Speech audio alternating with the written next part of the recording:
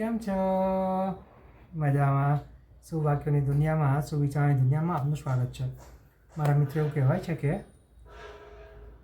વ્યક્તિ જ્યારે કંઈક સારું અને સાચું મેળવવા માટે પોતાને પણ બદલી નાખે છે તો ત્યારે તેને જે મળે છે તે એકદમ શ્રેષ્ઠ હોય છે. આવી જ કોઈ વાતને સુવિચાર તરીકે શ્રી જ્હોન રસ્કિનજીએ ખૂબ જ સરસ રીતે લખ્યું છે.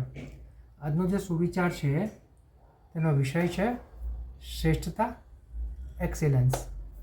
શ્રી જ્હોન રસ્કિનજીએ લખ્યું છે કે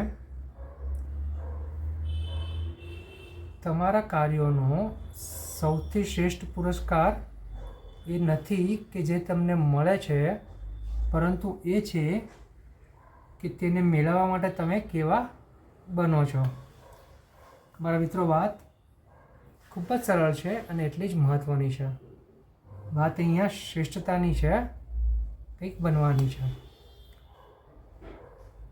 આપણે જ્યારે કંઈ સારા અને સાચા લક્ષ્યો બનાવીએ છીએ અને લક્ષ્યને પ્રાપ્ત કરવા માટે જ્યારે આપણે સારા અને સાચા રસ્તા અપનાવીએ છીએ, આપણને ખબર છે કે ટૂંકા રસ્તા છે ત્યાંથી ઝડપથી પહોંચી શકાય છે, છતાં પણ આપણે આપણા મનને મનાવીને, આપણા હૃદયને મનાવીને લાંબા અને સાચા રસ્તા અપનાવીએ છીએ.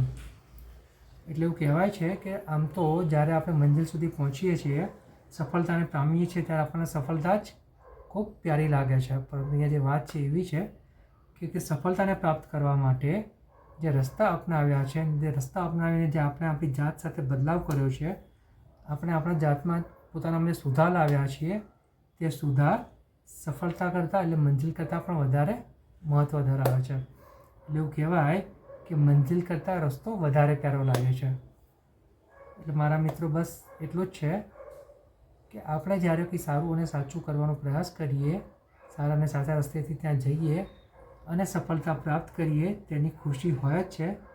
પરંતુ આ બધું કરતાં કરતાં જ્યારે આપણે આપણી જાતને તોડી મરોડીને કંઈક અલગ જ બનાવીએ છીએ, જે સારું અને સાચું હોય તે કરવાનો પ્રયાસ કરીએ છીએ, સારા અને સાચા બનીએ છીએ, અને પછી આપણને આપણું લક્ષ્ય મળે છે, ત્યારે જે ખુશી હોય છે તે એકદમ શ્રેષ્ઠ હોય છે. તેનાથી સર્વશ્રેષ્ઠ કશું જ નથી હોતું, કારણ કે આ ખુશીમાં, આ શ્રેષ્ઠ ખુશીમાં સંતોષ હોય છે, અને સંતોષ સાથેની સફળતા શ્રેષ્ઠ સફળતા હોય છે. બસ મારા મિત્રો, શ્રેષ્ઠતાનો આ ગુણ, એક્સેલન્સનો આ ગુણ આપણા હૃદયમાં ઉતારીને, આપણા મનમાં ઉતારીને આપણે આગળ વધવાનું છે. Thank you.